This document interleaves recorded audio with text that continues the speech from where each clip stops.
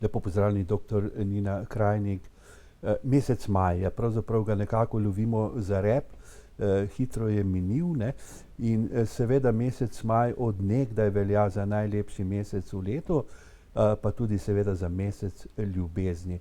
Jaz sem imel enega prijatelja, ki je vsako leto, potem se je maj končal, je rekel, maj se je končal, pa nič se ni zgodilo, ne. Torej, pa se lotiva takole na začetku, ne, ljubezen, saj nekako vsi vemo, kaj je, ne, ampak v bistvu ne vemo pravzaprav, kaj je. Nastopa v številnih oblikah, v številnih pododtenkih, odtenkih in tako naprej, ampak nekoliko morda z vašega aspekta, z vašega stališča strokovnega, kaj ljubezen je? No, ljubezen je verjetno za sam začetek vezana na vse prostore in tudi na vse čase, na vsak mesec.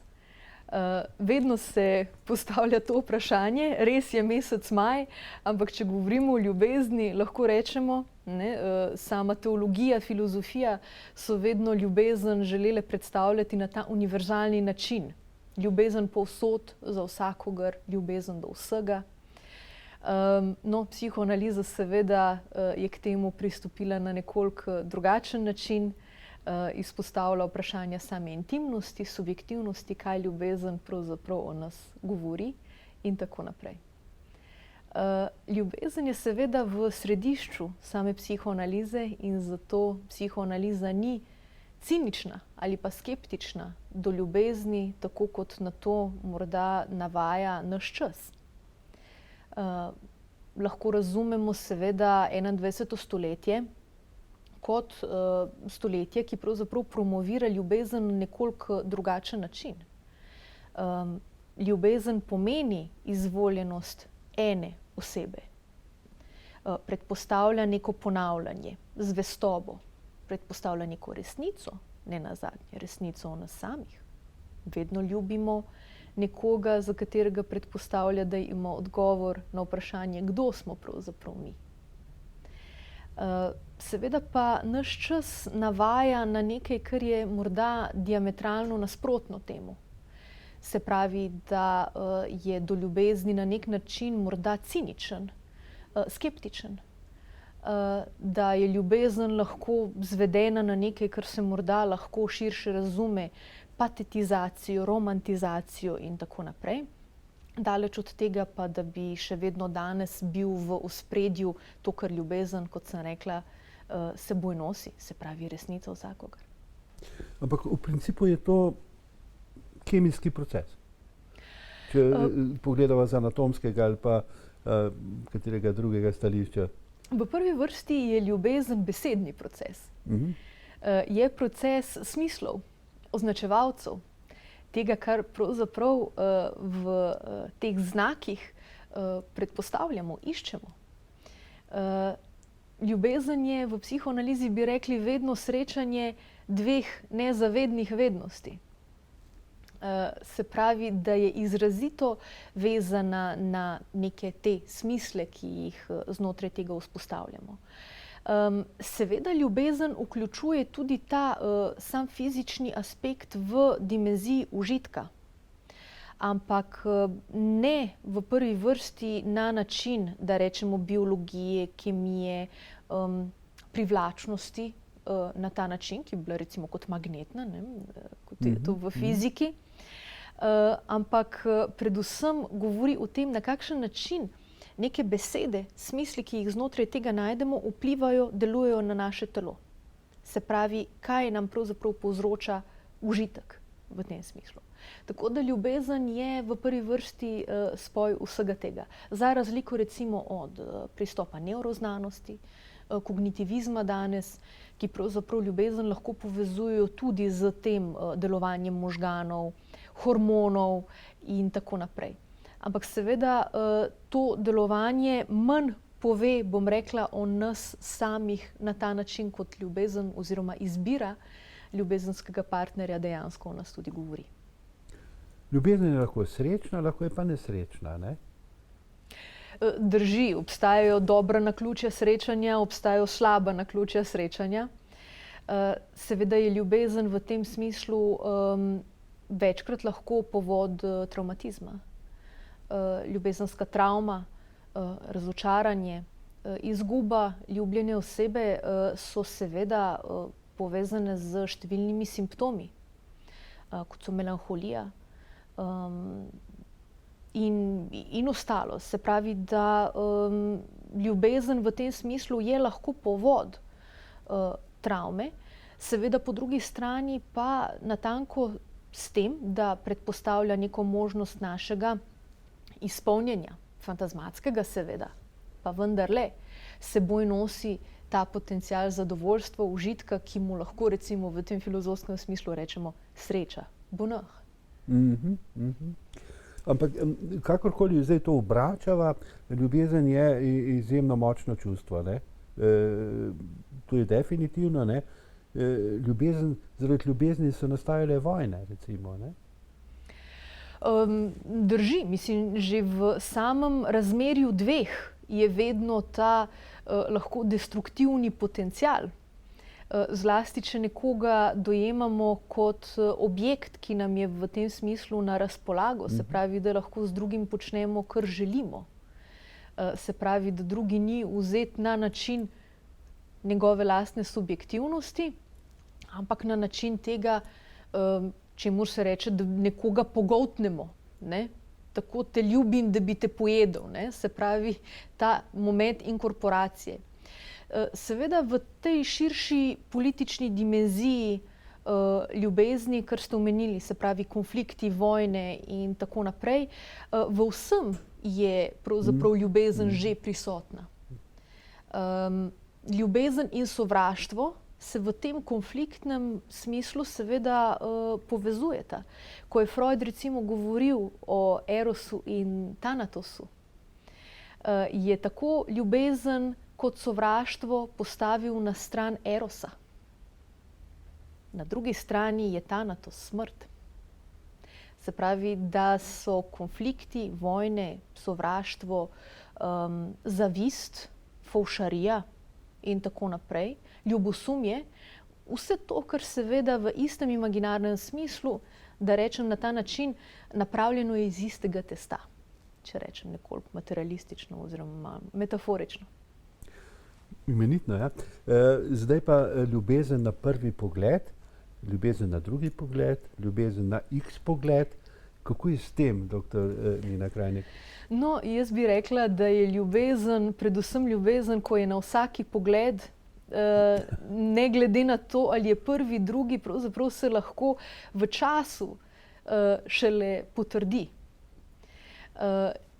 Zaljubljenost in nek afekt, privlačnosti, strasti se seveda lahko močno razlikuje od tega, kaj v nekem partnerskem odnosu, ljubezenskem odnosu, kasneje v času tudi postavimo. Ljubezen seveda ne pomeni samo užitka. Ljubezen je delo, trdo delo včasih. In predvsem pomeni, da znamo živeti v nekem ljubezenskem razmerju navkljub razcepom, navkljub konfliktom. Se pravi, da se ljubezen z številnimi pogledi pravzaprav potrjuje. Vsakič lahko vidimo svojega partnerja, partnerko kot nekaj novega. Se pravi, da je ljubezen tudi v času lahko na ta način sveža, osvežujoča, vedno nova. In šele v tem se pravzaprav lahko zgradi to, čemur na ta način lahko rečemo ljubezen, izvoljenost enega in nenazadnje tudi lastna identifikacija z tem. Jacques Lacan je govoril o tem, da ljubezenski partner, partnerka postane naš simptom, simptom, s katerim se identificiramo. Se pravi, obstaja simptom on, simptom ona. In v tem smislu obstaja to, čemur v psihoanalizi rečemo intersimptomatično razmerje. Se pravi, da to ni samo ljubezen, ki je v tem smislu imaginarna, se pravi, da predpostavlja samo pogled, ampak vključuje vse. Se pravi, tako simbolni vidik kot realni vidik in seveda našo identifikacijo s tem. In v tem je lahko ljubezen tako na prvi, drugi in da ne rečem neskončni pogled. Zdaj, kaj pa pojma ljubezen, ljubiti ali rad imeti? To je razlika, ne? Ali v bistvu ne? Seveda je razlika, ki pa ne obstaja v vseh jezikih. To, da obstaja v slovenščini, seveda veliko pove o tem, kako ta jezikovni, kulturni prostor razume ali pa je razumel ljubezen. Imeti radi imamo lahko številne stvari. Imeti rad pomeni neko določeno naklonjenost, seveda pa še vedno z neko distanco, z neko razdaljo. Medtem ko ljubiti pomeni seveda nekaj več. In meni se je na nek način vedno zdelo zanimivo, da se morda ta beseda, ko rečemo ljubim te, v slovenščini manj pogosto lahko uporablja, kot pa morda v nekih drugih jezikih. Se pravi, kot da je to neka stvar poezije, umetnosti, zapisa, manj pa morda nekega tega izgovarjanja. Ljubim te seveda pomeni, Lacan je rekel, ko nekoga ljubimo, ljubimo od njega vse. Medtem ko imeti rad tega ne predpostavlja, oziroma to predpostavlja na morda nekoliko omejen način. Poznamo različne vrste ljubezni. Ljubimo partnerja, moža, dekle ljubi fanta, ljubimo starše, ljubimo brata, sestro, ne? Kako pa je s tem zdaj? Govorimo tu o različni intenziteti, govorimo o različni obliki ljubezni, ne nazadnje. Ja, obstaja že v filozofskem smislu, recimo, ne, je vedno obstajalo več načinov ljubezni, ki potem zajemajo različne objekte, ki jih za to seveda vzamemo, ali gre za agape, ali gre, se pravi, že od Grkov lahko slišimo neki ta odmev različnih modusov metamorfoz ljubezni. Seveda ljubiti, ko rečemo ljubim domovino, ljubim to, kar počnem, ljubim svoje brate, družino in tako naprej. Seveda to predpostavlja nek drugačen način odnosa. Ne moremo ljubiti vse.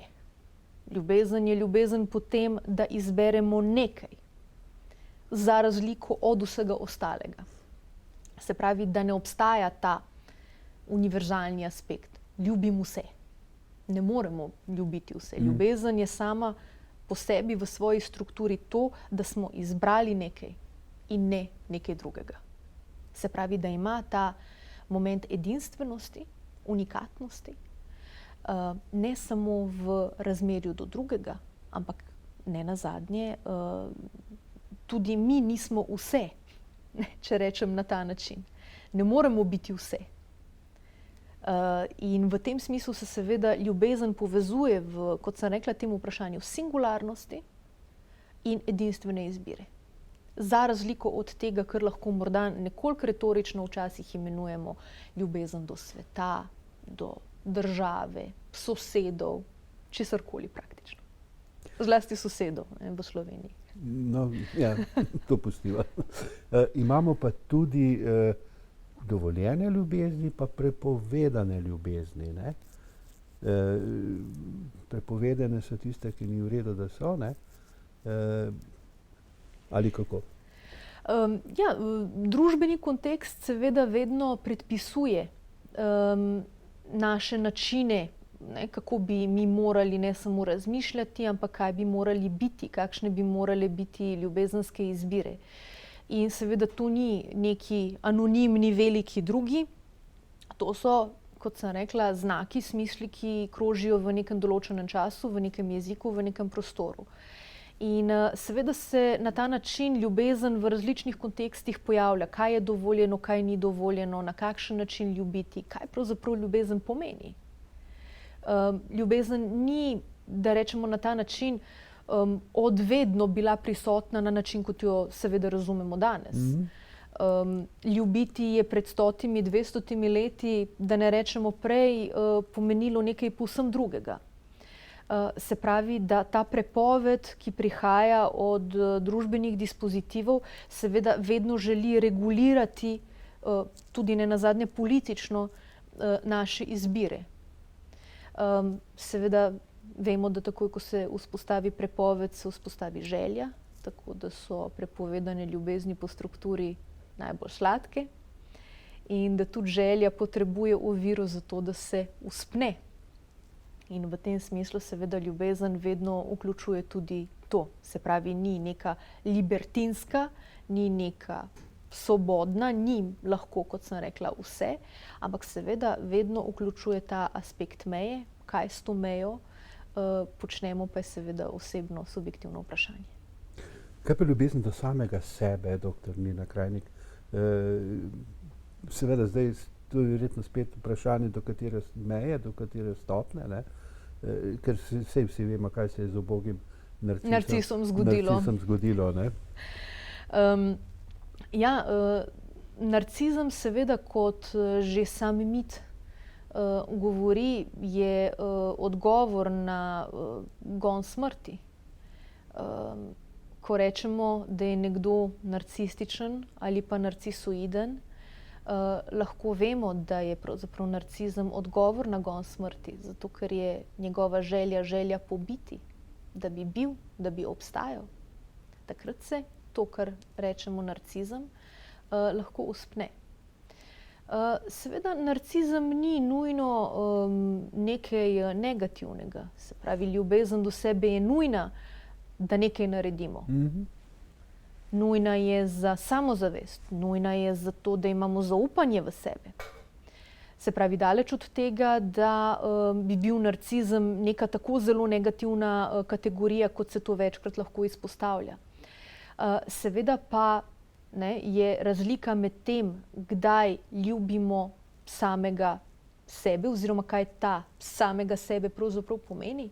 V psihoanalizi bi pravzaprav bolj govorili o tem, da ljubimo svoje nezavedno in s tem prevzemamo odgovornost, konsekvence tega.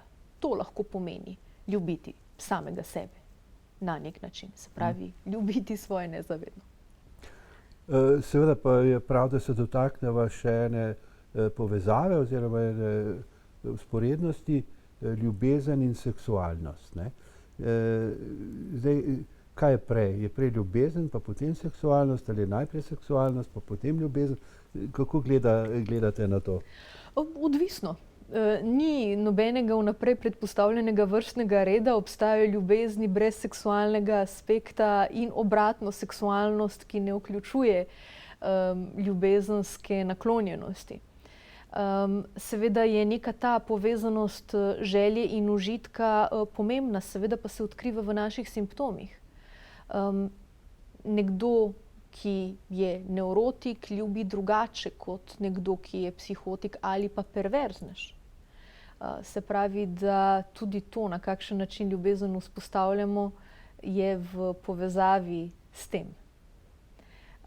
In ne obstaja pravzaprav neko pravilo, zlasti v psihoanalizi, ki ni nek Weltanschauung, neki svetovni nazor, ki bi predpisoval načine ljubezni oziroma želel aplicirati svoje znanje na nekoga, ampak je pravzaprav diskurs, ki v tem dopušča neko določeno, da rečemo, kolikor je tole možno, svobodo, s čimer je ljubezen kot taka seveda tudi jasno povezana. Zanimivo je pa tudi seveda ljubezen gledati skozi prizmo posesivnosti. Ne? Zdaj tako, no, jaz osebno mislim, da je v vsaki ljubezni tudi mala posesivnosti, ne? Pa to priznamo ali ne priznamo. Ne? Čista indiferenca je tukaj nemogoča, ne, po mojem. Seveda. Posedovati nekoga je lahko prisotno v ljubezenskem občutku, zlasti pa je odvisno še enkrat od same strukture subjekta. Ni vsak v tem odnosu do drugega, seveda pa nasloviti ljubezen nekomu, se pravi reči ljubim te, v tem smislu govori o želji biti ljubljen, da bi se pravzaprav to vrnilo. Lacan je rekel, kaj pomeni ljubezen. Ljubezen pomeni dati to, kar nimamo, nekomu, ki tega ne želi. Ne? Če pogledamo to izjavo, najprej damo to, kar nimamo, potem pa to drugi še ne želi. Ne? Kaj pravzaprav dajemo v tem? V ljubezni v prvi vrsti dajemo svoj manko, svojo kastracijo. Ko rečemo ljubim te, to pomeni v prvi vrsti, da pristajamo na pozicijo, da nimamo, da nismo na falični poziciji, da nam nekaj manjka, da smo v odvisnosti od drugega. Se pravi, da če to postavimo v perspektivo, da želimo nekoga imeti in posedovati, v perspektivo s tem, da je ljubezen pravzaprav, da je v ljubezni v igri ta manko, potem vidimo pravzaprav, zakaj se ta želja po posesivnosti na ta način pojavi. Želim te imeti, želim nekaj imeti, medtem ko je ljubezen pravzaprav obratno. Ljubezen nas odpre nekemu manku, odpre nas neki nemožnosti, ranljivosti. Od tod ne nazadnje tudi velik strah pred ljubeznijo.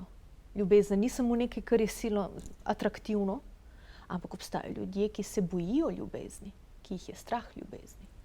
Natanko zato, ker ne prenesejo tega manka, občutka manka, ampak želijo, da je ljubezen vezana na posedovanje, da nekaj imajo, da nekaj 100% imajo. Ampak ljubezen seveda ni to. Ljubezen je tveganje v tem smislu. Tveganje je, ker nas postavi v to manjkavo pozicijo. Ampak pristati na to je seveda to, kar je hrabro, kar je pogumno, kar je drzno. In iz tega razloga ljubezen nosi to veliko vrednost samo po sebi. Ker seboj nosi tudi ta pogum, pravzaprav ta rizik. Rizik, ki ni odvisen samo od tega, da smo seveda v odvisnosti od nekoga drugega, ampak predvsem rizik tega, da se srečamo z lastno resnico, z vprašanjem, kdo smo pravzaprav mi. Ljubezen o tem govori.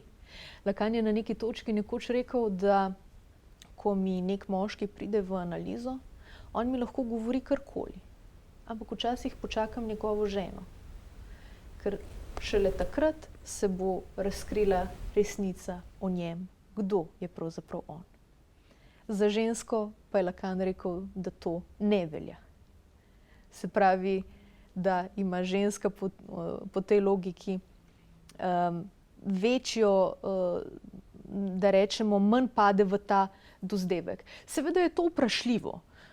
Težko, da postavljamo danes to na ta način spola, moški, ženski in tako dalje, ampak to, kar želim poudariti, je, da ljubezen seveda to nek odgovor na to, kdo smo, seboj nosi in to radikalno. Ampak zdaj, če malo potegneva črto, pa poenostaviva, ne, ljubezen mora biti in vsi radi ljubimo in smo ljubljeni.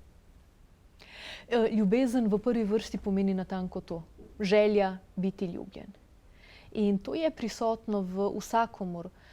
Ne glede na to, ali se do ljubezni opredeljuje na način cinizma, skepse, erotomanije, kakršnega koli simptoma že.